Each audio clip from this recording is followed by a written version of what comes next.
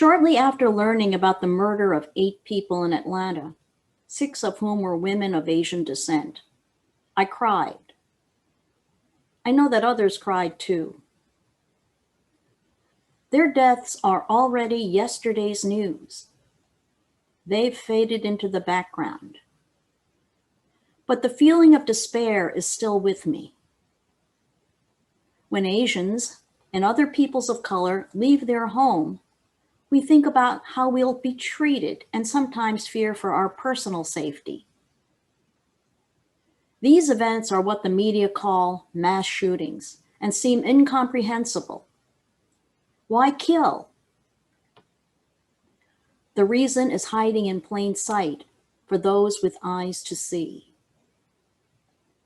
In Philadelphia, Asians of Vietnamese, Lao, and Cambodian descent have known hate coming from the communities in which they live and the police and judicial systems, resulting in death, life-threatening injuries, and prison time. A woman, 8 months pregnant, was assaulted. A man was confronted with racial slurs in Chinatown. And around the country, another woman was kicked after she had been pushed down onto the sidewalk while witnesses did nothing. Acid was thrown in the face of another woman.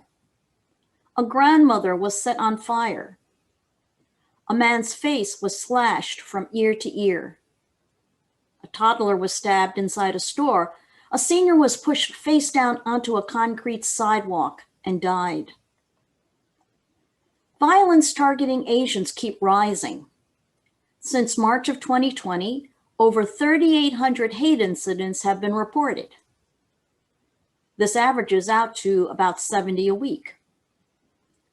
The surge of violence began when government officials blamed China for the pandemic.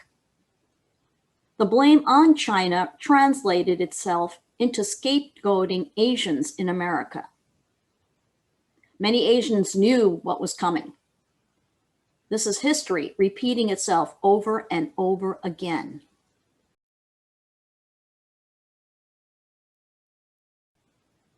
Asians have been blamed for the spread of disease, taking away American jobs, producing inferior products, and filling too many acceptances at the best colleges.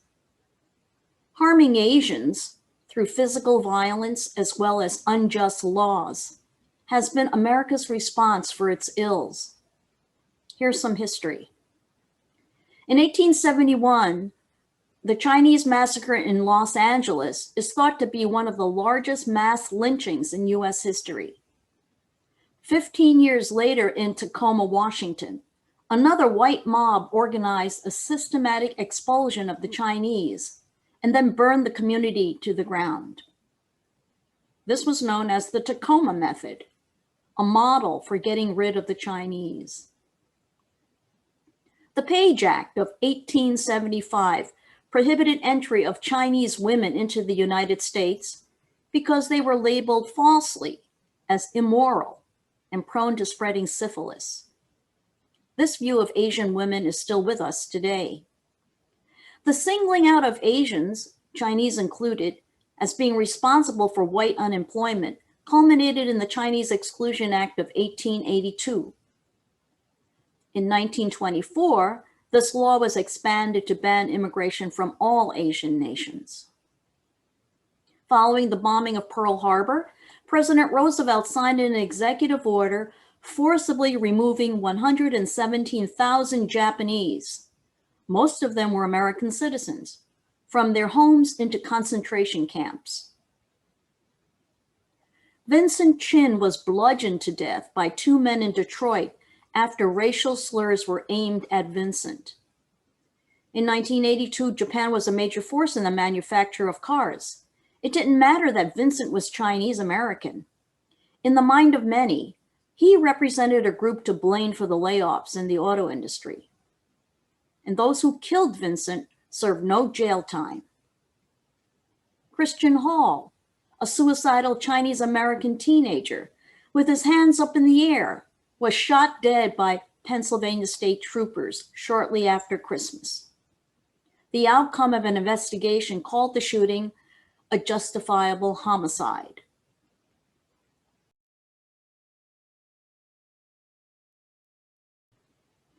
Since childhood and up until now, as I walk down a street and see children or teenagers, I think twice about what will happen to me. And then, will I be stared at, even in churches where the worshipers are all white? This has happened to me. Our family lived in a small town, mostly white. One day my youngest asked, "Can you drive me to school?" He didn't want to ride the school bus because kids were making fun of him. We had to deal with things like this all the time, my oldest said to me recently.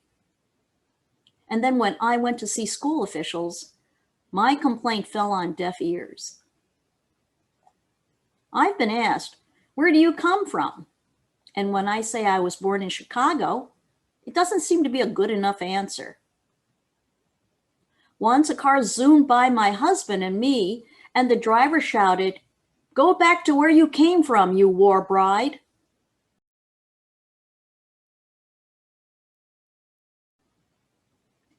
Asians are forever foreign. We are the other. But we are peoples, and I emphasize the plural peoples, who don't fit into the American picture. Where are you from? In fact, I think they're asking, are you really an American? And if I take it to the next level, the question may be, are you really Lutheran? Unfortunately, I have been asked that question. Many may question my reality. After all, Asians in America are economically well off, well educated, and have assimilated. Asians are living proof of the American dream.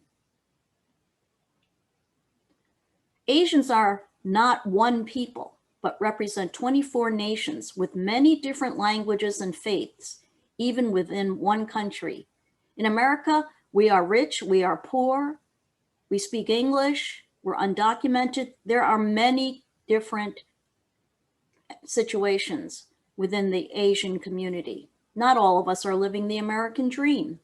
Not all Asian students go to Harvard.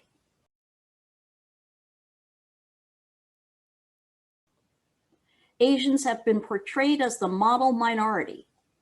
The model minority myth lumps all Asians into one single category: successful and complacent.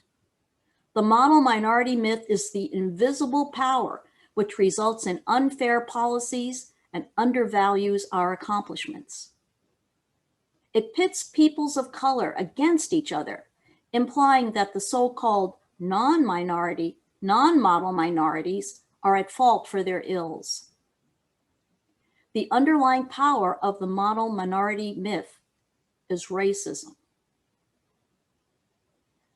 Whether our English is perfect, whether we are first or fifth generation Americans, or whether we are janitors, surgeons, teachers, nurses, and yes, even pastors, Asians are invisible. Asians can be assaulted unnoticed.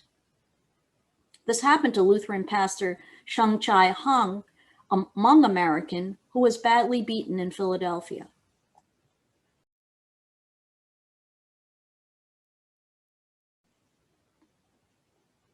"Teacher, which commandment in the law is the greatest?" He said to him, "You shall love the Lord your God with all your heart and with all your soul and with all your mind. This is the greatest and first commandment. And the second is like it. You shall love your neighbor as yourself. On these two commandments hang all the law and the prophets." After Jesus said this, the lawyer followed up with this question: "And who is my neighbor?" Now I ask you, who is your neighbor? Today, conversations about racism are happening. Our Synode's anti-racism team offers educational opportunities to every congregation. Churches in our Synod have also taken the lead by hosting book studies and Zoom panel discussions, fostering candid conversations about race. These are hopeful signs.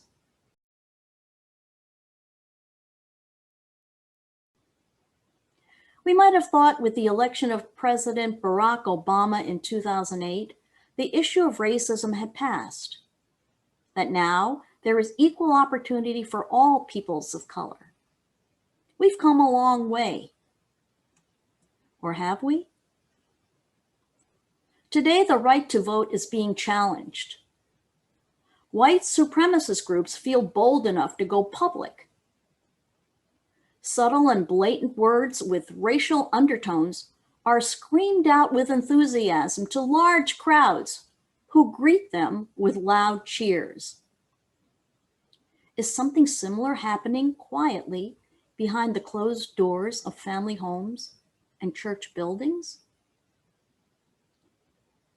Until we as church acknowledge that the sin of racism persists, that mere words and formal statements are not enough, we are reacting from a place of denial and fear.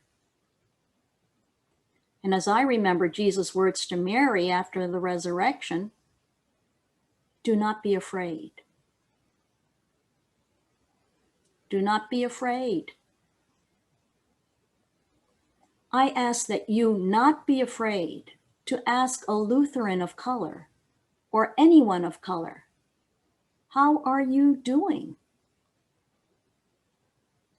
Do not be afraid of what you will say. Do not be afraid of what you may hear. Do not be afraid,